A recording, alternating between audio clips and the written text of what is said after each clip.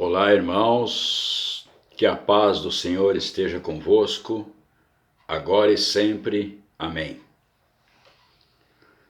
Vamos dar continuidade então, irmãos, no nosso estudo do Apocalipse, do livro do Apocalipse, no capítulo 4, dos versículos 1 ao versículo 11. Muito bem. Então, se você está acessando o canal pela primeira vez, seja muito bem-vindo. Eu sou o irmão Sérgio Vaz e que Deus abençoe grandemente a sua vida, em nome de Jesus. Se ainda não se inscreveu no canal, por favor, faça isso agora e ative o sininho para receber todas as notificações. Quando tiver vídeo novo, você será notificado. Não esqueça de deixar o seu like, né?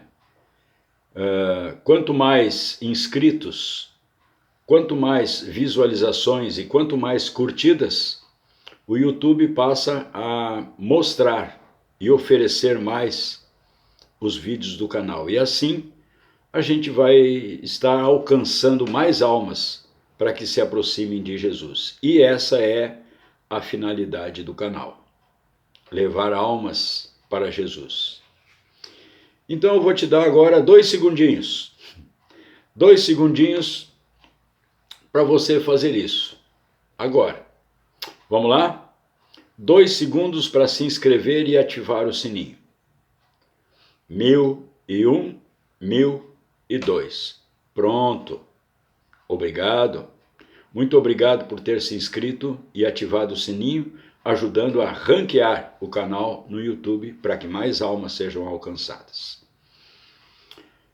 Agora então vamos dar continuidade ao estudo recapitulando uma parte, um finalzinho do vídeo anterior. Então lá no vídeo anterior, ele foi finalizado quando João estava fazendo a descrição do trono de Deus. Ele diz que havia um arco-íris em volta do trono e que esse arco-íris parecia uma esmeralda, semelhante à esmeralda. Lembrávamos que esse arco-íris é uma representação da misericórdia de Deus. Esse é o significado desse arco-íris em torno do trono de Deus. É uma representação da misericórdia de Deus conforme a aliança que o Senhor havia feito com Noé por ocasião do dilúvio. Depois do dilúvio, Deus falou a Noé dizendo assim: então me lembrarei do meu concerto, que está entre mim e vós, e ainda toda a alma vivente de toda a carne. E as águas não se tornarão mais em dilúvio para destruir toda a carne. E estará o arco nas nuvens, e eu o verei, para me lembrar do concerto eterno entre Deus e toda a alma vivente de toda a carne que estará sobre a terra.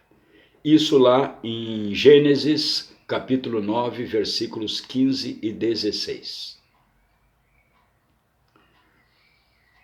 Com isso, irmãos, Deus está dizendo a Noé que não destruiria novamente a criação através das águas. E o arco-íris seria o sinal para que ele se lembrasse desse concerto. Cabe aqui uma observação, irmãos, que Deus não é esquecido, ele não esquece de nada. Para precisar de um sinal, para que ele se lembre do que deve fazer. Esse se lembre tem sentido para nós, que ao vermos o sinal, a gente sabe que chegou o momento de Deus agir. Toda a ação de Deus é precedida de sinais. Ele sempre sinaliza antes. Ele nunca vai nos vai deixar que a gente seja surpreendido sem um aviso. Ele sempre avisa antes. Quem tem ouvidos, que ouça. Ele sempre sinaliza antes das coisas acontecerem.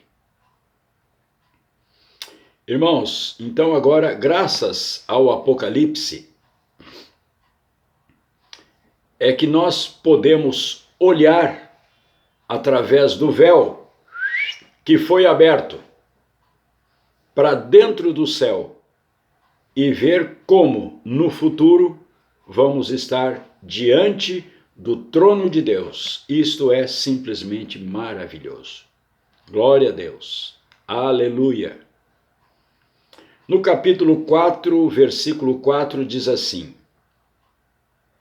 E ao redor do trono havia 24 anciãos, ou melhor, ao redor do trono haviam 24 tronos. E vi, assentados sobre os tronos, 24 anciãos vestidos de vestes brancas, e tinham sobre as cabeças coroas de ouro. O que significam esses 24 tronos e esses 24 anciãos vestidos com vestes brancas? Pois bem, esses 24 anciãos que estão assentados em cima dos 24 tronos estão representando os crentes glorificados, os vencedores do Antigo e do Novo Testamento. Porque aqueles crentes da antiga aliança também foram redimidos através do sangue de Jesus. Como assim? Então, após a sua morte, o Senhor Jesus Cristo desceu ao reino dos mortos e pregou a eles o Evangelho, segundo Pedro, 1 Pedro, capítulo 3, versículo 19. Ou seja, para aqueles que no reino dos mortos esperavam pelo dia da redenção. Então, depois de morto, Jesus o corpo dele ficou 3 dias sepultados, e durante esses 3 dias ele desceu ao reino dos mortos para pregar o Evangelho para aqueles crentes da antiga aliança, do Velho Testamento, que estavam esperando pelo dia da redenção. Por quê? São justamente 24 anciãos vestidos de branco, com coroas na cabeça, assentados em tronos e que reinam com ele. Os 24 anciãos representam, portanto, irmãos, as 12 tribos de Israel e os 12 apóstolos. Eles são chamados de anciãos, significando que são crentes aperfeiçoados. E sobre o fato de estarem vestidos de branco, significa a justiça dos santos, que foi obtida através do sangue do Cordeiro. Os 24 anciãos são vencedores. E como é que a gente pode saber disso? Que esses 24 anciãos são vencedores. Por quê? Porque eles usam coroas de ouro nas suas cabeças. E no capítulo 2, versículo 10, está a promessa. Aquela promessa que todos já conhecem, de que se formos fiéis até a morte, ele nos dará a coroa da vida. Paulo diz a Timóteo, lá em 2 Timóteo, capítulo 4, versículo 8, Paulo diz assim: agora me está reservada a coroa da justiça. E Pedro também fala, lá em 1 Pedro, capítulo 5, versículo 4, Pedro se refere a uma imperecível coroa da glória. Então, esses 24 anciãos são vencedores porque já tinham recebido a coroa da glória, a coroa da justiça. A maior prova de que esses 24 anciãos representam os crentes do Antigo e do Novo Testamento é o fato de que eles adoram o Cordeiro. Então, quando o Cordeiro recebeu o livro, segundo narra João, quando o Cordeiro recebeu o livro, os 4 seres viventes e os 24 anciãos prostraram-se diante do Cordeiro. Cada um deles tinha uma harpa e taças de ouro, e eles cantavam um cântico novo. Tu és digno de receber o livro e de abrir os 7 selos, pois foste morto, e com o teu sangue compraste para Deus gente de toda tribo, língua, povo e nação. Ali no capítulo 5 de Apocalipse, versículos 8 e 9. Bom, aí, nesta altura, alguém poderia questionar perguntando o seguinte: se a igreja de Jesus já está arrebatada, por que se vê somente 24 anciãos nos tronos? Acontece que, se formos vencedores, todos estaremos na glória e todos teremos uma coroa, vestes brancas e um trono. Certíssimo, é isso mesmo. Porém, assim como na antiga aliança, haviam 24 turnos sacerdotais e os sacerdotes eram os representantes de todo o povo diante de Deus, assim os 24 anciãos coroados são representantes de toda a igreja diante de Deus.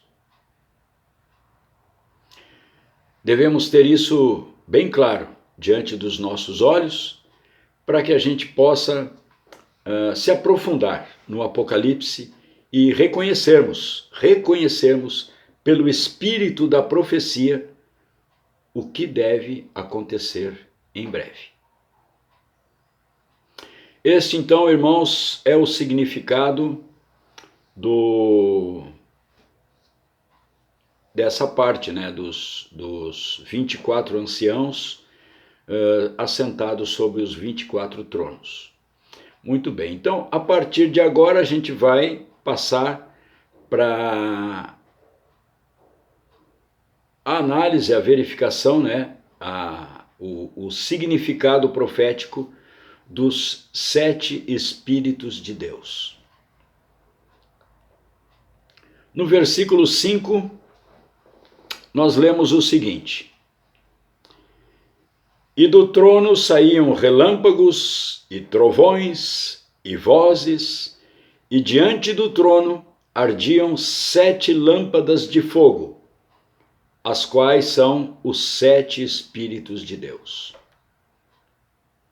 Esse versículo nos mostra que o trono de Deus está em atividade contínua, muita atividade, sem parar. O próprio Apocalipse nos interpreta a figura dos raios, dos trovões, das vozes e das 7 lâmpadas de fogo que são os 7 Espíritos de Deus.